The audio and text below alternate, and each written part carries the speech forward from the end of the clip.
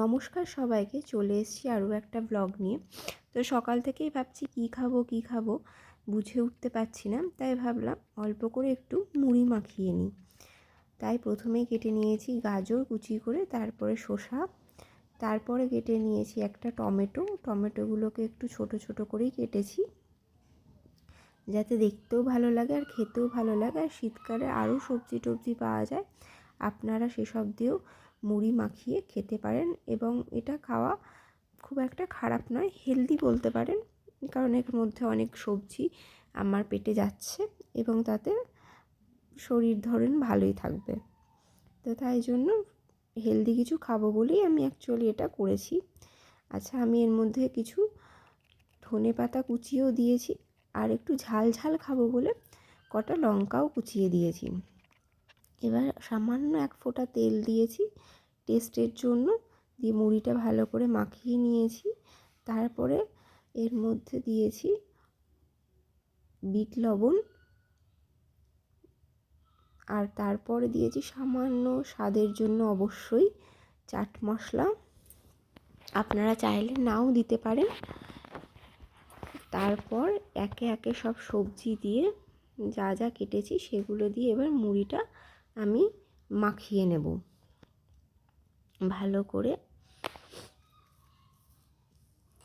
আর আমার না এই বাটিটা খুব ছোট হয়ে গেছিলো, এত কিছু কাটাকুটি করেছি, এত জিনিসপত্র, তো সেই জন্য এই ছোটো বাটিতে ধরবে না, তাই বাটিটা আমি চেঞ্জ করে নিয়ে একটু বড় বাটিতে নিয়েছি।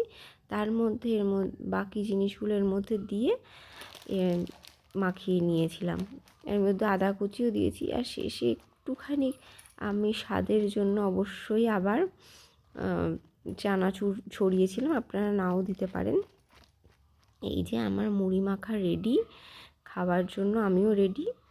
এরপরে কেটে নিয়েছিলাম পালং শাক, তারপর মিষ্টি কুমড়ো আলুর ডালনা হবে, তাই তার শাকের জন্য আলু কুচিয়েছিলাম, তারপর কলার ডাল সিটি দিয়েছিলাম, আর আদা লঙ্কা কেটেছি। তারপরে খুব ঠান্ডা লাগছিল কাটাকুটি করার পর, তাই একটু ছাদে চলে এলাম রোদ পোয়াতে। বিকালে চলে গেছিলাম একটা বাড়িতে, কালী পুজোর নেমন্তন্ন ছিল, কি সুন্দর সাজিয়েছিল ঠাকুরটা দেখুন, আর সেখানে কি সুন্দর ব্যান্ড পার্টিও বাজছিল। তারপরেই ওখান থেকে একটু কাছেই ছিল সতেরোহাত কালী পুজো, তাই জন্য সেখানে ঠাকুর দেখতে চলে গেলাম। কি সুন্দর আলো দিয়ে একদম পুরো চারিদিকে ঝলমল করছিল, কিন্তু তখনও পুজো শুরু হয়নি। তা আমরা একটু ওখানে ঘোরাফেরা করে তারপরে মেলাটা একটু চারিপাশ দিয়ে ঘুরে টুরে অনেক রাত হয়ে গেছিলো, 10:30 বেজে গেছিলো, তাই আর তেমন কিছু না খেয়ে একটু ঘুগনি খেয়ে বাড়ি চলে এলাম।